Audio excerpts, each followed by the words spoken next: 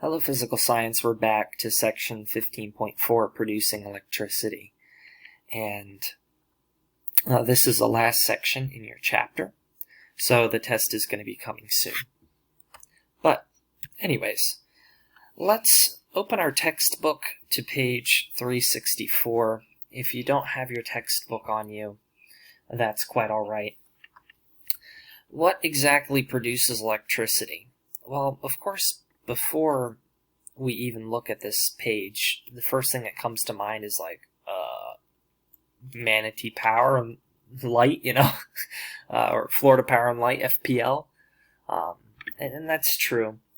But generally, there are 6 sources of electricity. The first source is light. Light can be converted into electricity. Consider like a solar panel. Because light carries with it energy, the energy can be converted into electricity. Second source of electricity is friction. You know this probably because if you have carpet in your home, you slid your feet across the carpet a couple times and you poked your sibling and it gave them an electric shock, right?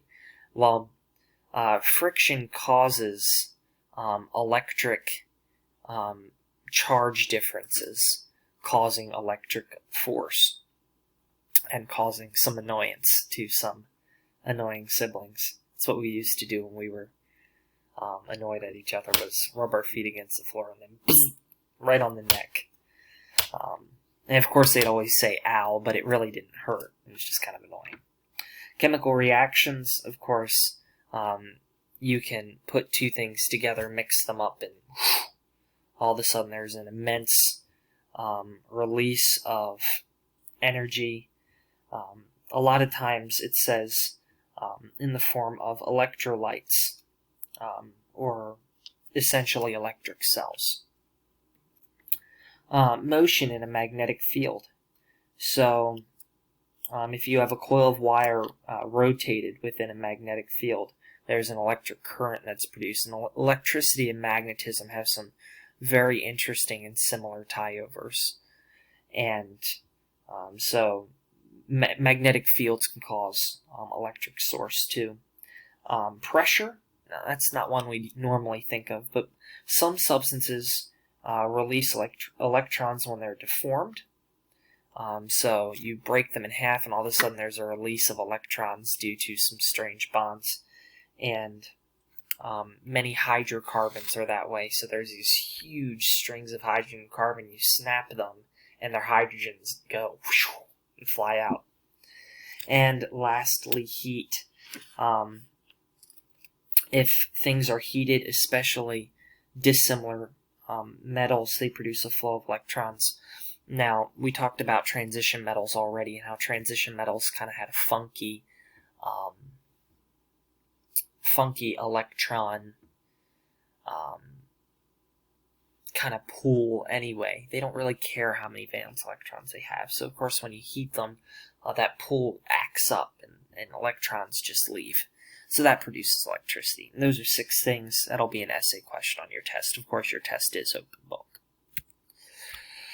Producing electricity. A group of electrochemical cells connected as a single source of current is called a battery.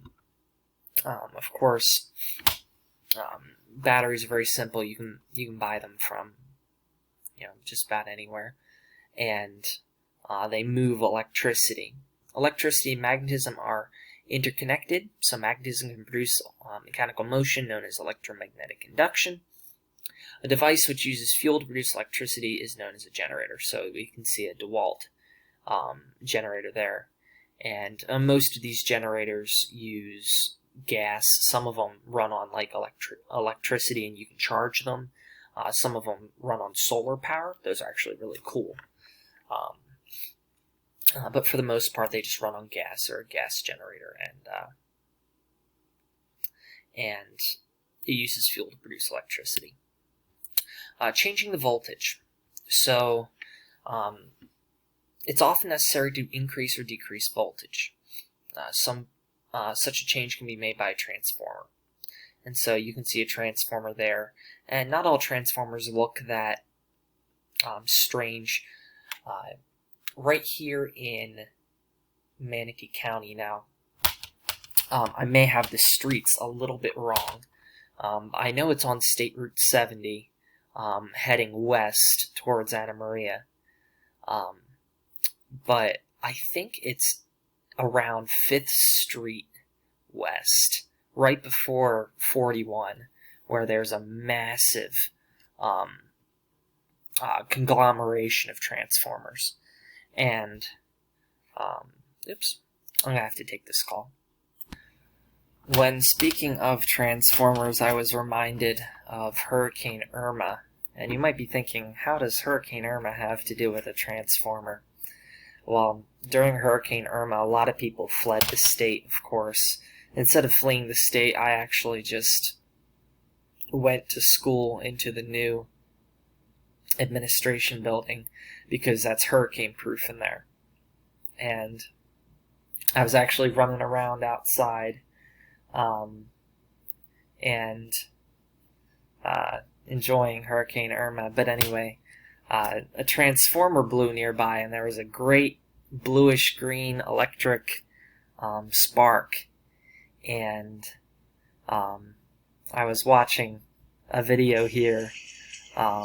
You can see one that goes off in right around here in South Miami due to Hurricane Irma. You know, kapow!